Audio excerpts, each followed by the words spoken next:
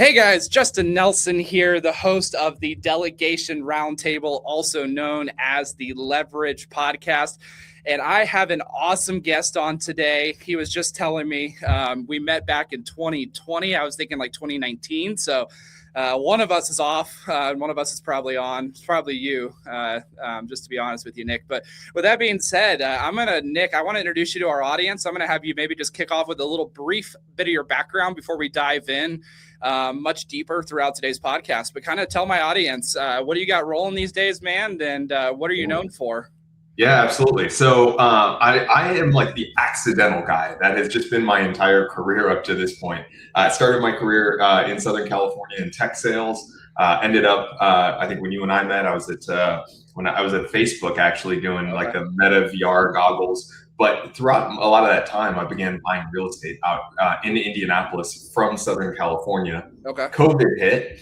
And I ended up, we had, 70 properties out here, give or take. We said, screw it. Let's stop paying $4,000 a month in rent in the Bay Area for 6 months. Move out to Indy. It's been the longest 6 months of my life. And ended up growing my portfolio fairly substantially, buying a couple of wedding venues, starting a construction company, and have had to use, leverage and had to use tools and employees in order to make that happen. I love that. Dude, I already have a question right off the bat. Usually I'm like, give me more, but like, that's so fascinating to me because like so many of our guests, like, they can think about they've been in business for 20 years, 30 years, or, maybe they were always an entrepreneur, but to go from like the employee mindset to like being an employee plus a business, that you're running remotely, then to what it kind of sounds like no more as an employee and basically just running all of these things yourself. Like, talk to me, because like we don't talk a lot about that. A lot of times I'm talking to entrepreneurs that have just always done it, right? Or their corporate career was so long ago that they only moved over because they got fired or laid off, where it sounds like you kind of got the best of both worlds for a bit. I'm sure pros and cons, but talk to me about that. Like, at what point where you're like, okay, I'm using this to subsidize some income, to grow this thing, to feed the fuel. So talk to me a little bit about that. Yeah, so making that decision is a really hard one. I was always kind of an entrepreneur within greater organizations, and I think you kind of have to be as a sales individual. Yep. Because your objective is to go grow your business as much as you possibly can, so that you can go make as much money as you can for yourself. And so I was always coming up with automations. I was always coming up with like new ways of viewing things, new ways of getting additional income from my existing customers. So I don't know, like. I might have been I was a pretty darn good employee if I had a great boss. It's when I didn't have a good boss who didn't give me the leash to go do those kinds of things that things went poorly. And transparently, my last job is kind of funny. When I was at Facebook, I started with a great manager, ended up getting transitioned to a not so great manager who was kind of small thinking, didn't really lead. And for the first time in my entire career, I was 32 years old, something like that. And I got a does not meet expectations. And literally, I was on Zoom or, whatever the platform was. Yeah. And my wife had just seen how hard I worked and how, I had gone above and beyond. And literally, I just got a text from her as it happened, because she happened to walk by to go grab lunch while this happened. She just said, F her, do it. Yeah. And so I left my job literally the next day. I turned in my notice. Wow, that's awesome. So how did you get into like investing? Like, that's interesting to me because like I know when I first got into real estate investing, everybody told me like, do it in your backyard, like don't go out of state, that complicates it. But I'm sure maybe we were on the same path. Like it for me in Colorado at the time where I was, it was super expensive. It wasn't, an ideal market for it. And I kind of listened to those people, and I wish I hadn't listened to those people. So talk to me, like, how did you get into that out of state and like investing? Like, how did you watch your property? How did you buy them? Like, how were you doing? Yeah. Made about 1 million mistakes along the way. But my first house that my wife and I purchased the month after we got married back in 2016 was a house hack. So for anybody who's not familiar, that's where you have, some type of additional dwelling unit or some way that you're renting out part of the space in such a way that you live there, but then you're also renting out part of it to subsidize or potentially replace your mortgage. So that was our first place. There was an apartment above the garage. We rented it out. And we at that point then were spending less than we had on our rent in our previous place. Our place was way nicer. And for the first time in my career, I got money in my pocket that I didn't have to work for. And I got addicted to that. Yeah. Now, I was living in Southern California. Our first home was a trash heap. It was awful by comparison to many parts of the country. But we paid $650,000 for it. Wow. And it was unbelievably expensive. $648,000. I will never forget that number. And so I knew I couldn't do that again. And the rent to value just didn't make sense. And so I started listening to a lot of influencers, Bigger Pockets. There was a guy named Clayton Morris at the time who, please don't follow that guy. He's actually turned out to be quite a scumbag. But in the grand scheme of things, I just realized that I needed to find another market. And so there were several influencers talking about Indianapolis. So I just bought a turnkey out here. And then, like I said, made every mistake in the book, got robbed by property managers twice for 6 figures. It was an absolute disaster. And so, we can talk a little bit about ways to protect yourself there. But in the grand scheme of things, that's how I did end up building my portfolio from a distance. Is I made incredible relationships, like you're talking about here on this podcast, using leverage. I got my team of people working for me. I had an agent who was a badass. I had a mortgage broker who was amazing. I had a property manager. I've had a couple good ones, some not so good ones along the way. A property manager. Eventually, I hired a virtual assistant. That was my first employee that you helped me hire back in 2021. Wow.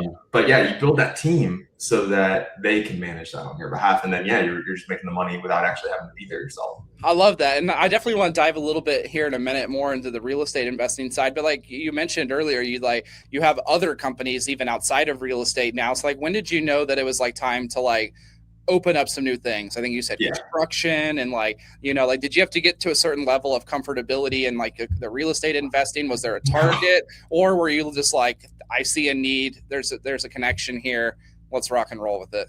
Yeah. So again, like I said, total accident along the way. Had no interest in buying a wedding venue. I'll start there and then I'll move over to the construction. I sold. I got right at May or April 2022. I was offered way too much money for these 17 houses that I owned out in a city called Avon, just outside of Indianapolis. I knew that they were worth X. A hedge fund came and offered me X plus 20%, 15, 20%. I just had them appraised. I'm like, great, take it, out. But then I had to do something called a 1031 exchange. So for anybody who's not familiar, you have to essentially sell that real estate, and within 180 days, hire a professional. Don't try and do it yourself. But within 180 days, you have to go purchase the same or more real estate. And so I was looking at it. I'm like, I could buy 15, 20 nice houses or whatever. But that's just going to be such a pain in the butt. Or I was like, great, I'll just buy an apartment complex. It's stabilized. And so I just literally went on Zillow and I raised the minimum up to what I had to spend. And I came across a place called The Wilds. Anybody who's watching should go take a look at it. It's the most beautiful wedding venue in all of Indiana. I'll definitely throw it down below. TheWildsVenue.com. Absolutely incredible, beautiful, amazing. And I fell in love with it. And the rent to value made a ton of sense. I ended up going and checking it out. But it was funny. I came home that night and my wife, she looks at me and she goes, all right, I'm going to trust you here on this one, but you were barely involved in your own wedding. What makes you think you're qualified to run this venue? And again, I'm going to circle back to the point that you made earlier about leverage and finding your team. I hired a team there. I haven't been down to the venue because it's about 90 miles away from here. I haven't been down to the venue in probably 6 months. And I'm going to go down on Tuesday. But again, finding your team to run it. So again, accidental business, totally didn't intend to get into the wedding game. Kind of a similar thing on the construction. I got screwed over by every contractor here in Indianapolis. Every single bad one, they got my number and I somehow got screwed. And then I was full-time flipping at the time. I was doing 10 flips. I found one good contractor, and my best friend here, Paul Aguirre. I found one good one, and I was like, all right, you're done now. You're done doing the swinging of the hammer yourself. You're going to come work for me. You're going to be a project manager. You're going to be on salary for me, and you're just going to go yell at the other contractors for me because these are in the hands of somebody who types for a living. I talk. I talk. I don't Yeah. do any hard work. They don't let me use power tools. And so he started doing really well for me, and I was really well known within a weird little niche community, which was the Okay. out-of-state investors of Indianapolis, given that Okay. everything I had done. And so all of my friends then started asking, well, hey, can he manage my job too? Can he manage this? And so that's how we ended up getting into the general contracting space, which from a revenue perspective has grown into far and away my number one thing that I'm doing. Wow. Well, and I think what's really interesting about that is I think a lot of people try, and maybe you can correct me if I'm wrong here because you're more experienced in this, but I think a lot of people go, oh, Nick's got a great investment portfolio. I'm going to quit all my stuff and then I'm going to go invest in real estate, where they forget that you kind of need some active income to use to invest in real estate, right? And so like for you, it was Facebook at one time, the jobs you had, I'm sure fed a lot of your, properties and deals. And then Yeah. and even now, I'm sure that you use the construction at some level to help feed more money back into acquisitions. Absolutely. Well, and it's honestly the other advantage is everything that I do from a repairs maintenance perspective, the whole like my turns. Let me tell you, I've got the best prices in the business here in Indianapolis, given that I run the construction company, and so I just don't take my margin on that one. I love that. I love that. So, what advice do you have people, or what advice can you give to people that are like, all right, I'm at my W-2, I'm making really great money, I have an entrepreneurial spirit, but maybe I don't have the supportive spouse that just tells me, "F it, let's go do it," right? Like I'm sure you got some buddies like that, or you've run across some people that have asked you for advice. Like, what advice would you give them? Because I just know so many of those people that won't jump off the cliff and take the risk. Prove it. Yeah. Like, hey, like. And this is the uncomfortable thing, but most people are lazy, is really what it comes down to. Yeah, your job takes 40, 50 hours a week. Okay, fine. Like I haven't worked 40 or 50 hours a week since I was 17 years old. Yeah. Like I think you actually need to, if you want to go all in and you want to reduce your risk, hey, you've got another 40 to 50 hours that you're awake, that you're watching Netflix, that you're scrolling on TikTok, that you're doing all the stuff that I try to avoid as much as humanly possible. Drinking too much, doing drugs, whatever that looks like, cut that out and go invest that time in yourself. You're gonna make a million mistakes. Better to make it when you've got a safety net.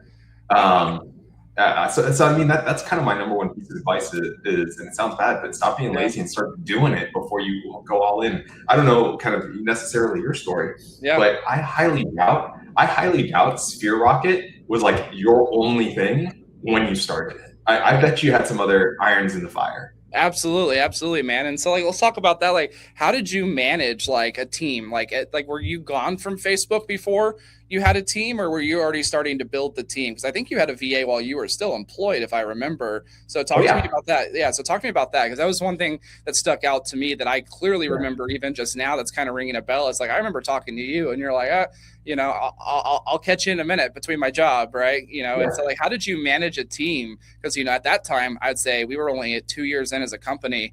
99% of my customers were entrepreneurs only, and then I remember you, and you're like, well, I actually have a W-2, and I was like, huh, that's an interesting market. So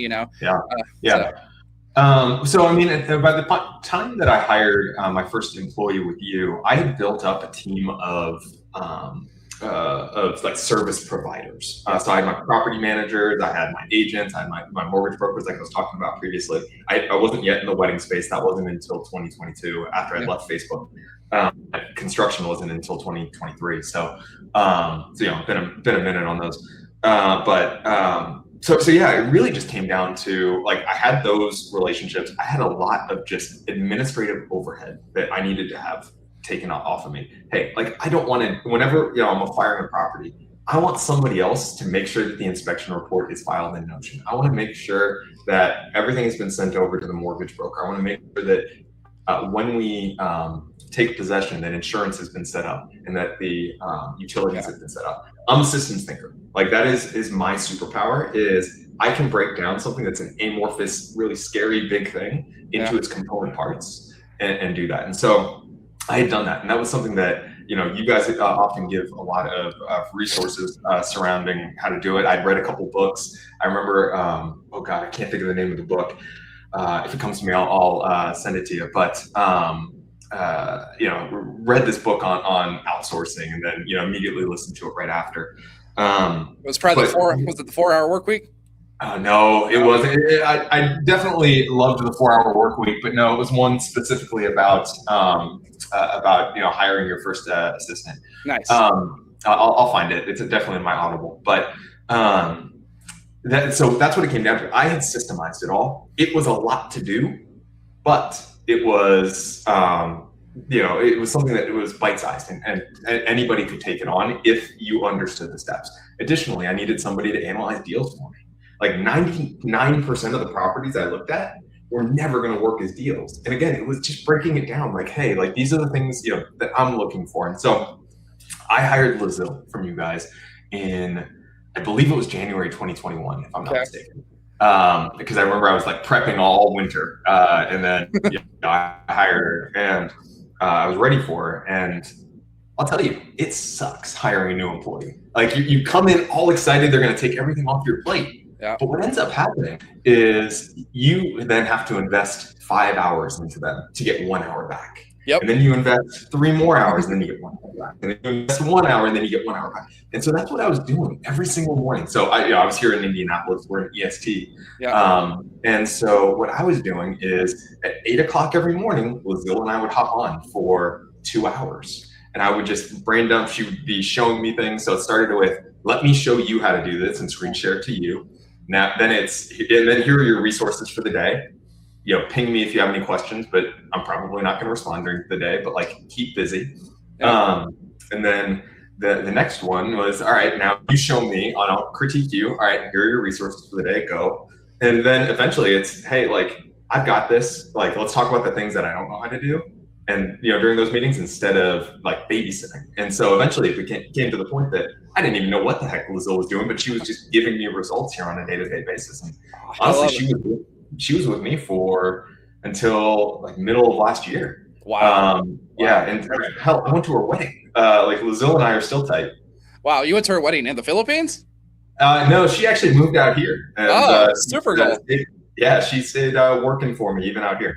That's super cool. I think that's a great story. Just, I think so many times people think like virtual assistants are like not even real. And I don't mean that like in a bad or offensive way, but like, it's just like a pen pal, right? You're like at a pen pal in middle school in Europe. And it was like, I didn't think the person was real. I was just getting a response back from the other side of the world. Right. And so I love that. Talk to me about like when you first got started, like, why did you go with a virtual assistant? I don't usually ask my guests this, but you were so early on in our company's career, like, you were making good money, in your career. You were obviously investing a lot of money. You probably could have went and got a $35,000, a $45,000 assistant. Why did you choose to start with someone remotely and then, especially on top of that, in a foreign country?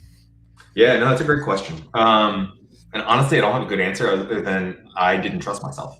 Okay. I probably didn't trust myself with a $35,000 a year employee at the time. And didn't know how to source it. Yeah. And I had read enough. Yeah, I who hadn't read the 4-hour work week at that point and liked the idea of paying somebody $4 an hour with whatever they were talking about at the time. Obviously, if you're getting somebody today, it's a little bit more than that. Everybody. So if you're getting somebody competent, going to be more than that. But yeah, it was probably just lack of trust in myself. And I didn't know it at the time. I think I probably intuited something, but I hate much of the generation that's coming up right now. Like the people that get in those entry level jobs, simply because the entitlement factor is so incredibly high. The work ethic's low and the entitlement's high. And I'm already starting to see that a little bit. And I was hoping for something different, and that's what I got in most cases. I haven't added 100 or 1,000 in my VAs, but yeah, I definitely saw something different in Lazille and made me end up growing my portfolio of employees even more. Yeah, no, I love that. And I think one of the things I kind of heard you say is like, you met her at 8, you sat for a few hours, and it's like, I'm not really going to get back to you throughout the day. I think a lot of people will hire the $40,000 to $50,000 person off the bat. They get busy, they're out there running their company. They're maybe a W-2 job like you had. And it's like, they see money burning when the time is like clicking by and maybe they're not doing something because they're waiting on your response. Where, at $4, $5, $6, $7, $8 an hour, you don't have as much pressure to have to train them on everything tomorrow, right? To get all your time back tomorrow. So what's, yeah, go ahead. I was going to say, and I don't know if I trusted myself as a manager. I'll be very honest with you. I say this to all of my employees that report to me now. I'm not a good manager. That is not my skill set. I can dance, I can sell, I can, I can do the tech.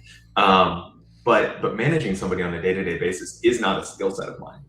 It's not something that I thrive in. Can I do it? Yeah. Am I smart enough to do it? Yeah. But God, I hate it. I hate it to my core. And we can talk about some of the ways that that I've screwed that up along the way. But yeah, I was hiring a VA was kind of a low risk thing to your earlier point. Yeah, I love that. So like once you build up this big of a portfolio, right? Obviously, we're not talking small dollar here, right? It might have started that way, but it's kind of exploded. Like, what motivates you to keep going, right? Like someone hears 70 units and they're like, I would retire today. Someone hears 100, and it's like we all sometimes just dream about it, but it's like when we get there, most of us keep going for some reason beyond just money, right? Maybe it is money, right? I don't think there's anything wrong with that. But for you, what is the next level? Where do you want to take what you're doing now? What's your big goal? Oh, that's a good question. My goal is my daughter. I honestly, I want her to see work ethic. I want her to see somebody who left it all out on the field. My objective is for her never to have to work a day in her life, but I sure as hell want her to want to. Yeah. And I don't think anybody who can do what I did could stop. Yeah. Anybody who actually has, again, we were just talking about it earlier. Anybody who has the ability to go and put the hours I did in has no ability to actually take a vacation. I haven't taken a vacation day in years. I'm sending messages, I'm scheduling messages, I'm thinking about things, I'm taking down notes. I can't stop, and so it's probably an unhealthy obsession. Is really what it comes down to. I love that. So what's your team look like now? Obviously, it's a crazy story. You have a VA from the Philippines. She moves over here, which is wild. I've actually only heard of that twice now, out of 12,000 plus placements. Maybe it's happened more, but what's your structure today? How are you guys set up? How many employees do you have, or contractors and different components that you have to oversee? All right, so that's a difficult one.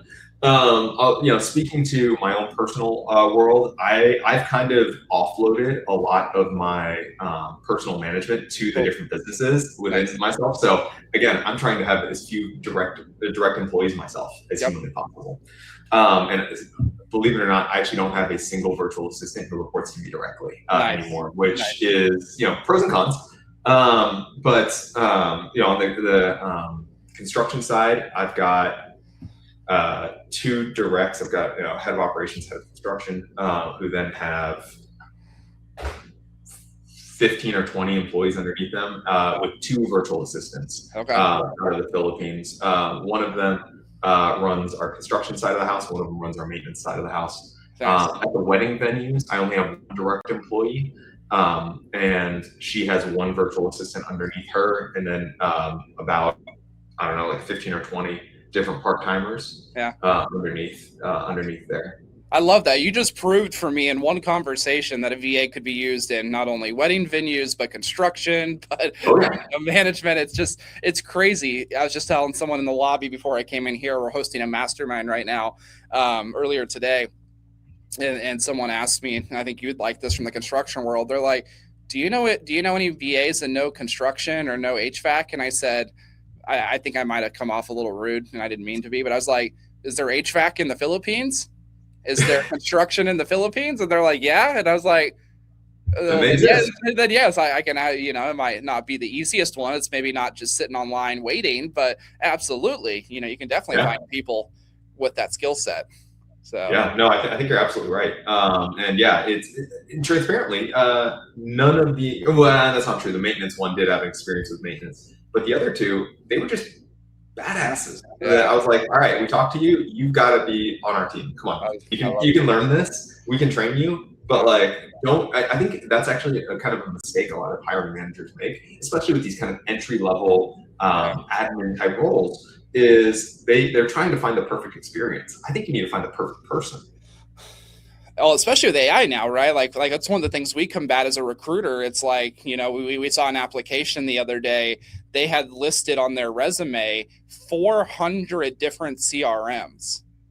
And they did that so that way it would get through all the filters and the screening, and like on the job websites that people will go and find VAs on, it now plugged them in and it made them appear on every single job search. And we have clients all the time that are like, I need a VA that knows this CRM. And I'm like, that construction niche CRM is going to take your pool of candidates from millions of people to 50. Mm-hmm. And even those 50 might not be great employees, even though they have experience in that tool, right? Get A players. A players will learn it. I love that. Well, is there any like thing you can share with our audience that you learned? So I never had a chance to go get a corporate career at all, in Facebook's obviously one of the biggest corporations in the United States. Like, is there anything you learned in the corporate world that you feel gave you an unfair advantage in a positive way that maybe you wouldn't have had if you had just been an entrepreneur like me that had never had any insight into corporate structure, how things rolled? Like what did Facebook teach you that kind of helped you? Hatred of middle management. I would say is kind of what it came down to, and the measuring class of managers is really what it came down to. I think at a certain point, Facebook had a lot of amazing things. I mean, they've got probably the second best business model in the history of the world. Behind Google, they're right there. So can't get too mad at them for that one.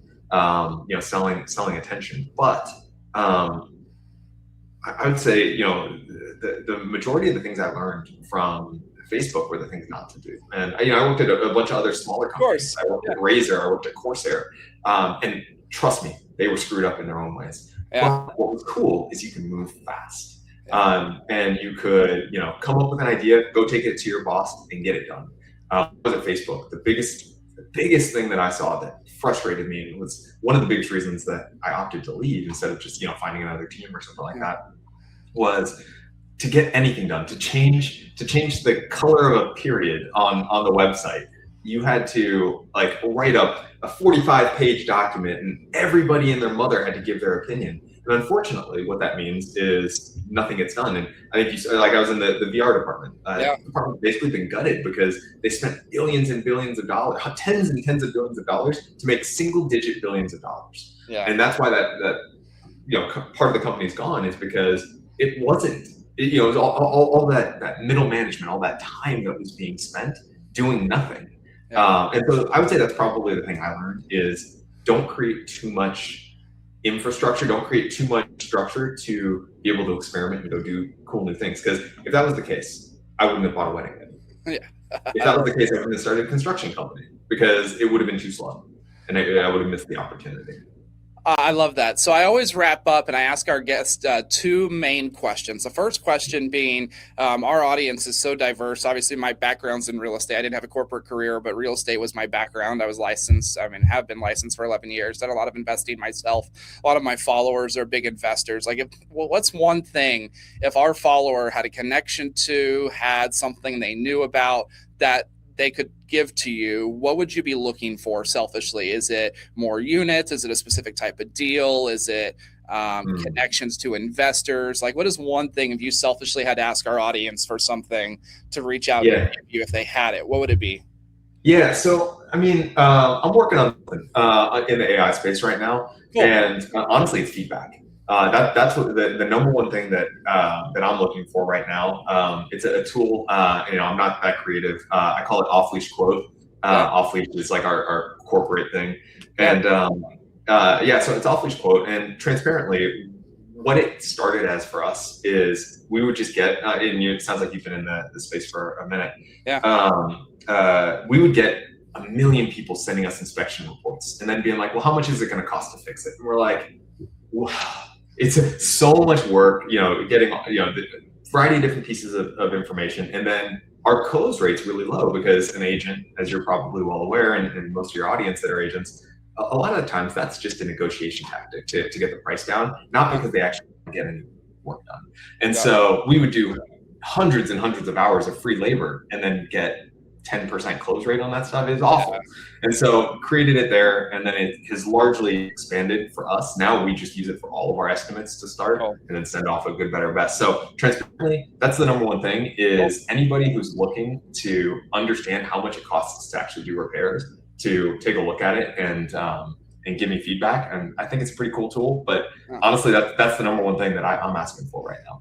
I love it. I love it. And I don't usually ask this next question, but because you are a past client of ours, you know, as someone, if someone's watching, oh, you are a current client. That's right. Yeah.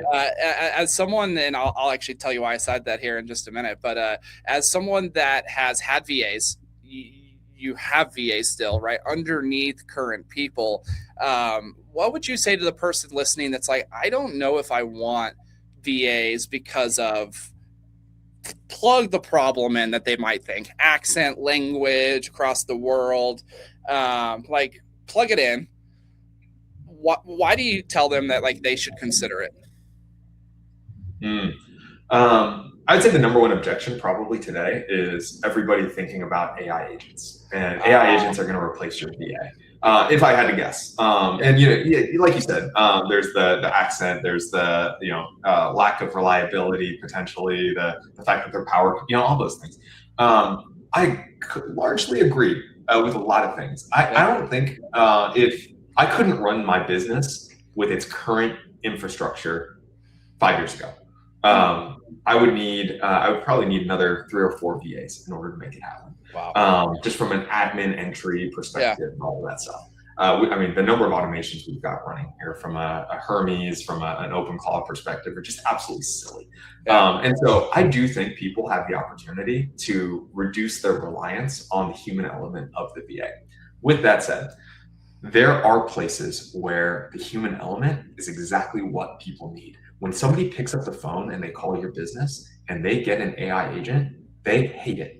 We have, we use Quo. If instead of voicemail, we have an AI agent that does it. People hate that thing so much. But one of your virtual assistants picks up the phone. They may have a little bit of an accent. It's honestly, if they're from the Philippines, it's going to be a beautiful sing-songy accent that is pretty darn understandable. But that's much more human. When we call a tenant to get into a property, they don't want to just get a text from an AI agent. You call them. They're not getting a pre-recorded message. They get to go back and forth. They say, hey, like, unfortunately, I can't be there too. Great. Like, we'll have you there too. It makes it human. And that people want to buy from humans. Yeah. They buy from technology because they have to, and that's the efficient option. Sometimes the human element is the efficient option. Well, I love that. And I think you're in a position where the AI is going to come in and complement and really take things further, and I think a lot of people, they might get in the business and go, well, Nick's got this AI and it's running so much of his automations, but they don't even have their first property yet, right? They haven't even stuck their toes in. And I almost feel like sometimes it can be a distraction to lead generate. I mean, I find myself all the time, like you said, in OpenClaw and just like building things out. My team will go, do we need that? And I'm like, well, maybe not yet, but one day we'll need that, and then team's like, all right, back on track, Justin. And I'm like, all right, cool. So, but I agree with you, man. It's like, okay, you used to maybe need 5. My clients ask me all the time, what's it do to us? And I was like, well, maybe where you used to need 5, you can get away with 2 VAs.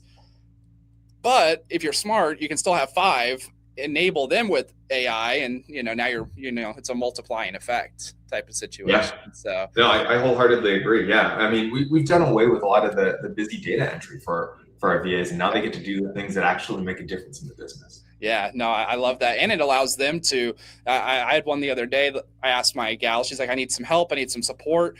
And I said, well, how about this? If I can give you an AI that helps you, I'll pay raise you a little bit. You manage the AI and now you save me.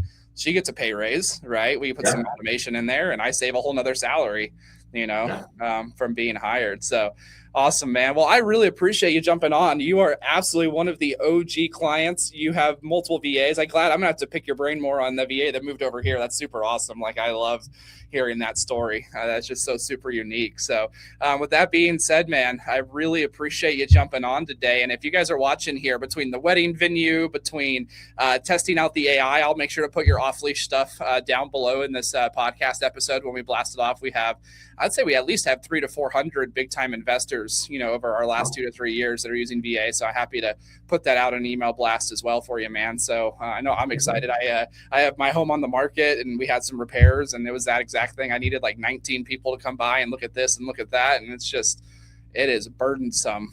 Oh God, yeah, it's an absolute headache, and agents don't know necessarily what construction costs. So yeah, I think you're absolutely right. Well, or the problem is they think they know because Bob said it's $5 and it's actually $500, or the opposite, right? They say 500 and it's actually $5. It's like, well, where's the truth, right? So you're 100% right, dude. I love it, man. Well, I really appreciate you jumping on. And with that being said, guys, another episode of the Leverage Podcast. If you guys want to reach out to Nick, all of his contact information will be down below. Man, I know that's an inspiration to me. A wedding venue it's so funny you say that. Like it's something that's been on my bucket list. So I know as soon as I hit the end of the recording here, I'm definitely going to pick your brain on that. So, man, I really appreciate you jumping on today. Absolutely. Thanks for having me. Of course.